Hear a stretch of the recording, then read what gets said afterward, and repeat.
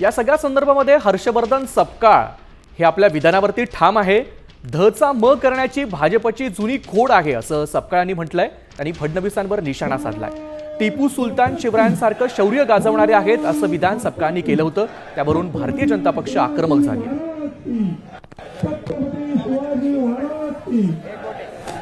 छत्रपती शिवाजी महाराजांचं शौर्य ज्या पद्धतीचं आहे आणि एक स्वराज्य नावाचा त्यांनी ज्या पद्धतीने एक विचार दिलाय, अगदी त्यांच्याच मांडियाळीमध्ये त्यांचा आदर्श घेऊन टिपू सुलतान यांनी इंग्रजांच्या विरोधात कुठेतरी लढा पुकारला होता.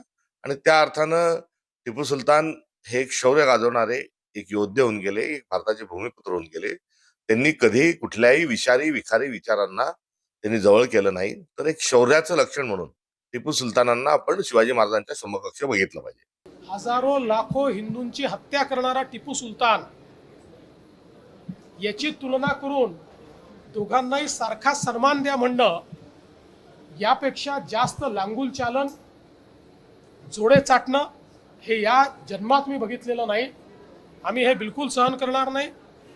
टिपू सुलतान आणि छत्रपती शिवरायांची तुलना केली याबद्दल त्यांनी माफी मागितली पाहिजे. धचा मा करण्याची भारतीय जनता पक्षाची ही जुनी सवय आहे. आंदोलकांना आमच्या कार्यालयात गेल्यानंतर गोविंद पानसरेंनी लिहिलेलं शिवाजी कोण होता हे पुस्तक सप्रेम भेट देण्याच्या अनुषंगानं आमचे ठिकठिकाणचे कार्यकर्ते हे तिथे सक्रिय आहे. शिवाजी महाराजांचा पराक्रम हा फार मोठा आहे आणि शिवाजी महाराजांचं कर्तृत्व आणि शिवाजी महाराज हे आमचं वैभव आहे.